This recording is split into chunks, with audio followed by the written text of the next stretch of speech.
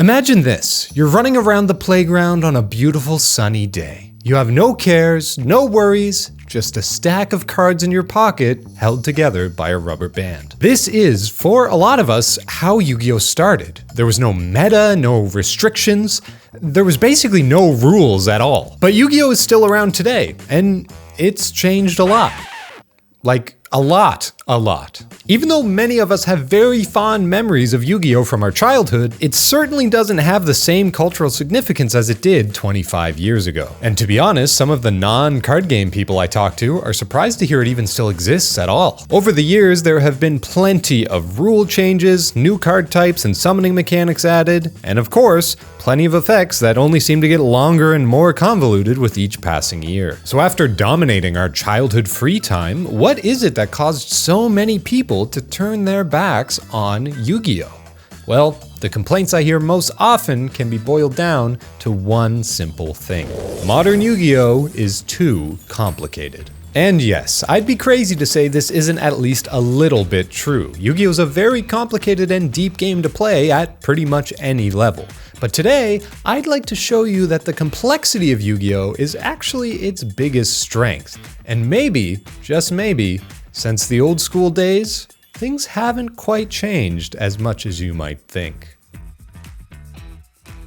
The early days of Yu-Gi-Oh! Were completely unmatched in terms of impact on our lives. The dramatic action of the anime carried over directly to the playground, and stories of schools completely banning Yu-Gi-Oh! Became more and more common as real-life physical fights continuously broke out over the cards. But who could blame us? This was high-stakes stuff. The anime was constantly filled with characters we loved being pushed to their limits, and more often than not, dueling in life or death situations. So what could be better than buying some of the cards for yourself and participating in these epic moments on your own? But this all leads me to my main point.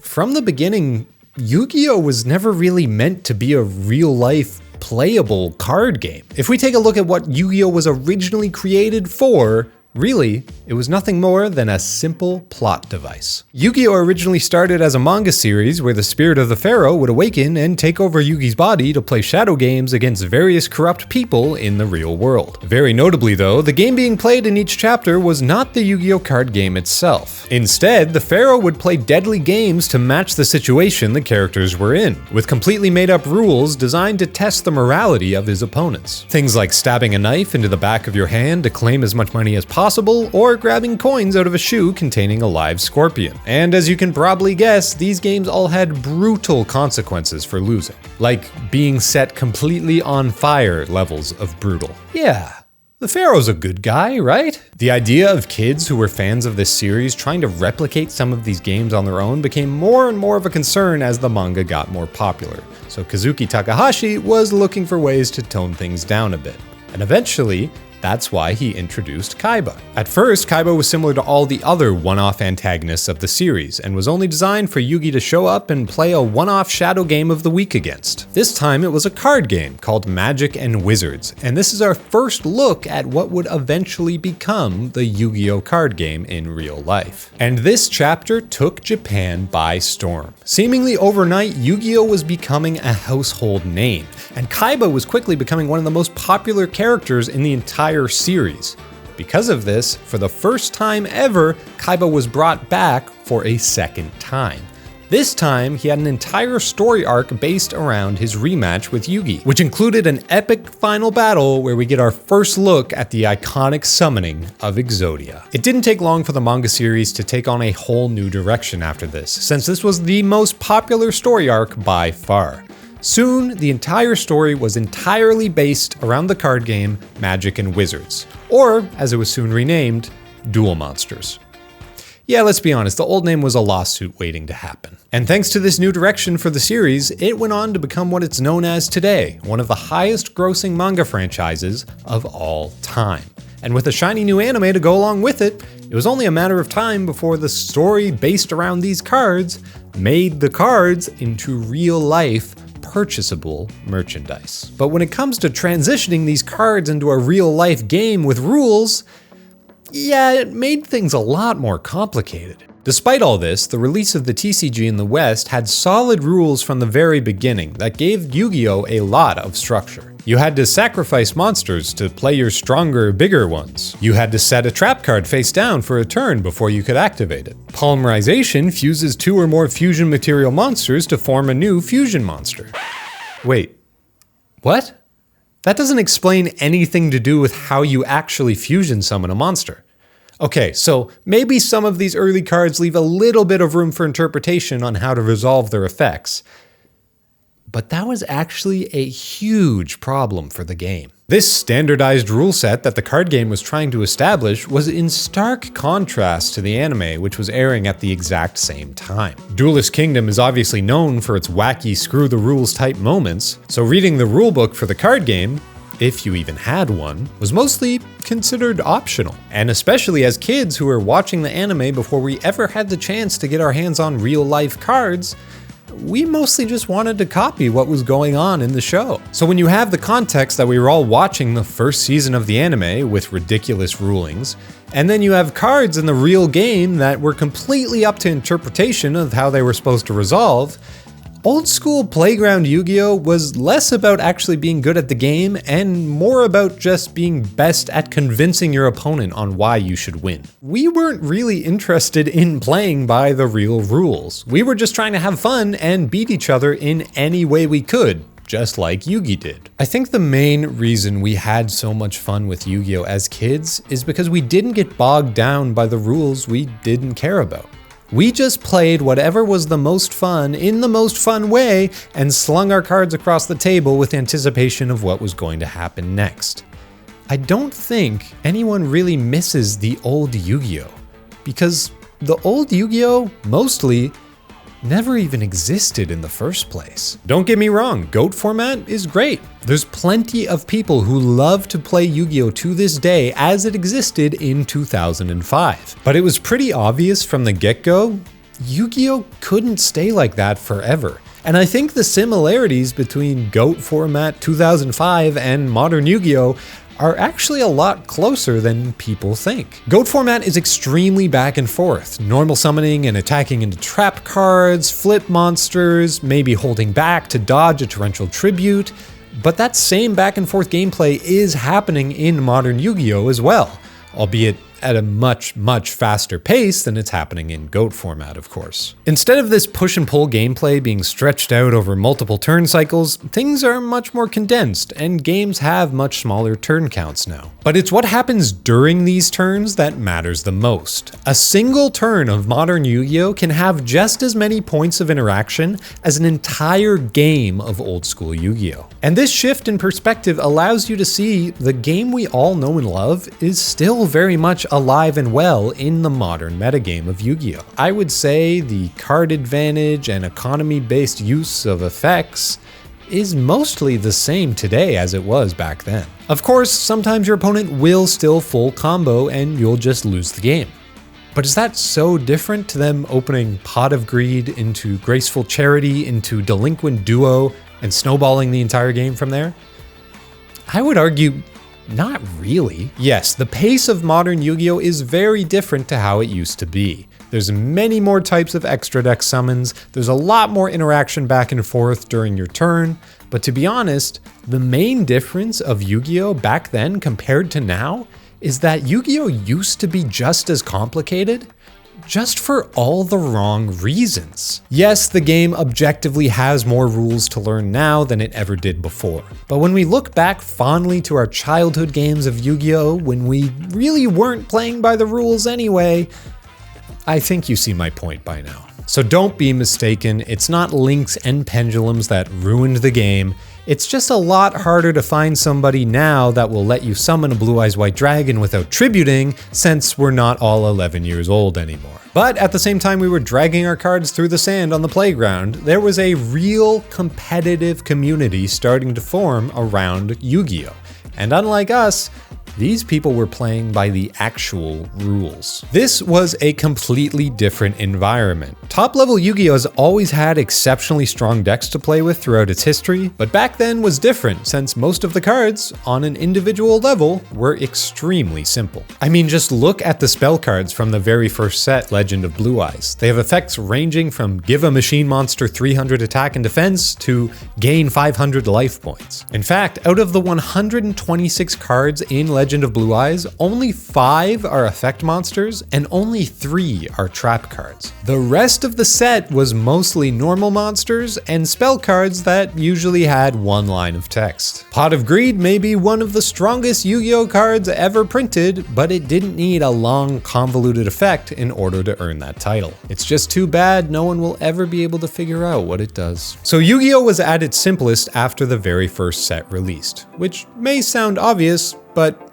the game was actually quite boring at this time as well. If you play a game with only cards from Legend of Blue Eyes, it's not exactly the most fun thing ever. So pretty quickly, Yu-Gi-Oh! Started to stretch its design space into more unique effects, both for spells and traps, as well as for monster cards. Cards started to fill their text boxes more and more, which was already starting to rub people the wrong way for how much reading they had to do to understand what was going on. Things like Toon Blue Eyes White Dragon didn't even have any actual activated effects. These cards were basically just a list of rules and restrictions on how they could be used instead. And in this case, it didn't even have enough room on the card for all of its rules. The rule about needing to tribute monsters to be special summoned was literally just left off the card because of the lack of space. And players just sort of had to know that was a rule on their own. A similar thing happened with the original printing of Relinquished, which, because of its long and convoluted wording, didn't actually say it needed to be ritual summoned with its ritual spell, Black Illusion Ritual.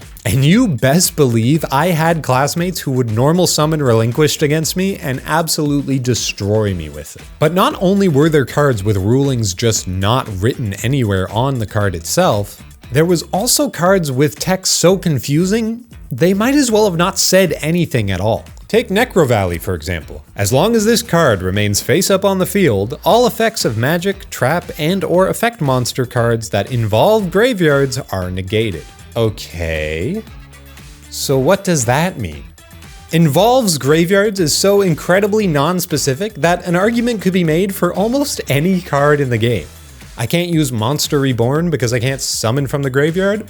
Okay, sure. I can't activate my Sangan because it activates in the graveyard? Okay, I can see that. What about Maneater Bug when it flips up to destroy something and presumably send it to the graveyard? What about Pot of Greed? After it resolves and I draw my 2 cards, it would then be sent to the graveyard. You can see how for Playground Yu-Gi-Oh! This card would be an absolute nightmare. But cards like this were becoming an increasingly large problem also in the rule-abiding competitive scene for Yu-Gi-Oh! As well. If your cards are confusing the 9-year-olds, that's one thing, but your adult competitive players? I think we might have a problem here. The point I'm making is that Yu-Gi-Oh! Has always had complicated interactions and rulings. But back in the 2000s, we were kids. And let's be honest, we weren't really playing by the rules anyway. Me and my siblings played so much Yu-Gi-Oh! Growing up, it's kind of insane. And even as we got a little bit older and we really tried to follow all the rules, there was no way to know if we were doing something wrong anyway. Do you think at the time we knew the difference between a cost and an effect? Now it's as simple as looking for a semicolon, but back then, you must be dreaming. Or did we know that when you attack a penguin soldier, it can't choose itself to return to the hand with its effect because it's set to be destroyed by the battle that it was just in? No, of course not. What is set to be destroyed? Even if we wanted to look that up, that's not something that's in the rule book anyway. These are kinds of rulings that you just had to know were a thing if you wanted to play the game properly. And at the time, we just had no idea. All of this is to say, Yu-Gi-Oh! Has always been complicated. Ever since the introduction of the TCG, you have rulings that you just need to know exist and how they work, and specific interactions and how they work in order to play the game by the rules. And I don't want this to sound like I'm making a big deal out of very niche and specific interactions that never actually came up in games. The truth is, past the first few sets, you had to know what all the cards did on your own, because reading them really wasn't going to help you. To illustrate my point with a bit of a broader topic, let's take something as simple as targeting. Targeting is very, very important in Yu-Gi-Oh! Since non-targeted removal tends to come at a premium and has far less counterplay than effects that do target. Today, we take for granted that if a card says the word target in its effect, that means it targets, and if it doesn't say target, then it obviously doesn't. But this was not always the case. Before card text was standardized with problem-solving card text in 2011, there were plenty of cards that you just had to know if they were effects that targeted or not. A lot of cards back then used the word select, which is a pretty close equivalent to target, but there was also plenty of cards that had nothing even close to that. Kaiku the Ghost Destroyer, Breaker the Magical Warrior, and Tribute to the Doomed are all cards that target, even though none of them say anything about doing so. Players at the time just tended to use a rule of thumb that cards that felt like they targeted probably did and would be ruled so by a judge. And that was about as far as it went. There was no way to know 100% for certain just by reading a card if it was targeting or not, which is such a ridiculous oversight in translation that I'm surprised the game was even playable at all, to be honest. I'm just glad I wasn't old enough to be a serious competitive player at this time, because it sounds like a nightmare to have kept up with all the implied and hidden mechanics of the game without just going and becoming a judge on your own. As soon as cards had more than 1 or 2 lines of text, they became very, very bad at explaining what they were actually trying to do in the game.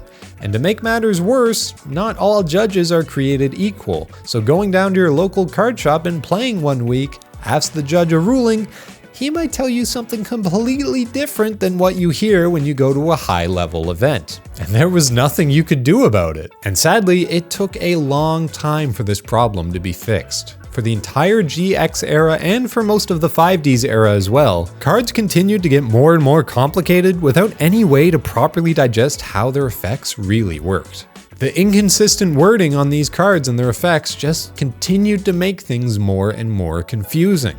Although there were a lot of very simple, powerful cards seeing play at this time, things like Cyber Dragon, DD Warrior Lady, and Sekretsu Armor, the problems that already existed for the more complicated cards just continued to get worse and worse. And finally, in 2011, we got problem-solving card text, which completely standardized the way Yu-Gi-Oh! Card effects are written and made the game much easier to understand. Even with all the new extra deck mechanics of synchros and XZs, and even later pendulums and links, these texts are so much easier to understand than an old school Yu-Gi-Oh! Card once you learn how to properly read in the modern Yu-Gi-Oh! Era. Once you play for a while, scanning for the useful information on a card becomes almost like a second nature, and you can oftentimes guess what certain sections of the card will even say before you read it. So although it may look intimidating, I promise modern Yu-Gi-Oh! Card text is actually extremely digestible when you compare it to the nonsense of the first printing of some of these old school cards.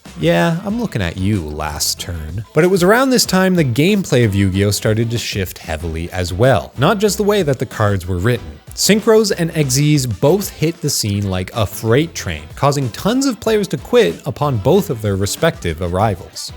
But I always found this kind of strange. To me, adding more extra deck play seemed like a very natural progression for the mechanics and core gameplay loop of how Yu-Gi-Oh! Functions. I mean, think about it. Yu-Gi-Oh! Is a game of resource management, and it always has been. Ever since the very beginning, the person who runs out of cards first is probably going to lose. And as the game has evolved, we've been given more and more resources to stretch to whatever limits we can. More searches from the deck, more graveyard play, and of course, more extra deck mechanics to summon. And all of these things are an extension of what Yu-Gi-Oh's core gameplay is about, using your card economy to build as much advantage as you possibly can to shut your opponent out of the game. Compared to fusion summons, I think extra deck mechanics that don't require multiple specific cards from your main deck in your hand in order to activate and summon makes a lot of sense. It seems like a very smooth advancement of what Yu-Gi-Oh! Yu-Gi-Oh was kind of already doing, but still allowing players to have more freedom in how they play their cards. I never fully understood the hate for synchro monsters when they were introduced, other than new thing is bad. It seems like a very, very simple way to summon something from the extra deck, and is actually easier to explain to someone than explaining how to fusion summon if you think about it. And Xyz summoning is even easier than synchro. You don't even have to add the levels together. My point is, yes, these are new rules that were added to the game, but the way they diversified the gameplay and gave players more options to play more cards seemed like a great addition in my mind. So overall, I don't think modern Yu-Gi-Oh being too complicated is the real problem. I genuinely think a newer player looking to get into the game can have a lot of fun, especially if they have a baseline of the older rules already. All the new things that have been added as actual gameplay rules are not that complicated, I promise. And also, all the cards are written so clearly now, if you just take the time to read them, they will fully explain what is going on. Of course, there is fringe situations and scenarios where cards interact in a certain way that you're not going to understand. But that's true of any card game, not just Yu-Gi-Oh! And I think this is the real problem. There's not a good way for new players to get the time and experience with the cards in order to be able to learn the game properly. Master Duel, after you're done the tutorial, basically just throws you to the wolves. And yes, there is a solo mode that you'll probably have a good idea of all the rules by the end of it if you do everything, but it doesn't exactly push you in that direction, so most people simply aren't going to play that way. So if you've made it this far and modern Yu-Gi-Oh does sound fun, I would recommend grabbing a friend and having them teach it to you. Someone you can ask questions to and just worry about having some fun. Don't take it too seriously, don't feel like you have to learn everything right away. Just go into it with an open mind of always wanting to learn more. The reason old school Yu-Gi-Oh was so fun was because Yu-Gi-Oh was whatever we wanted it to be. It was constantly shifting and changing to go wherever we deemed the most fun was to be had. And if you're brave enough to give the modern Yu-Gi-Oh a try, I think you might just be surprised at what you find. Thanks for watching.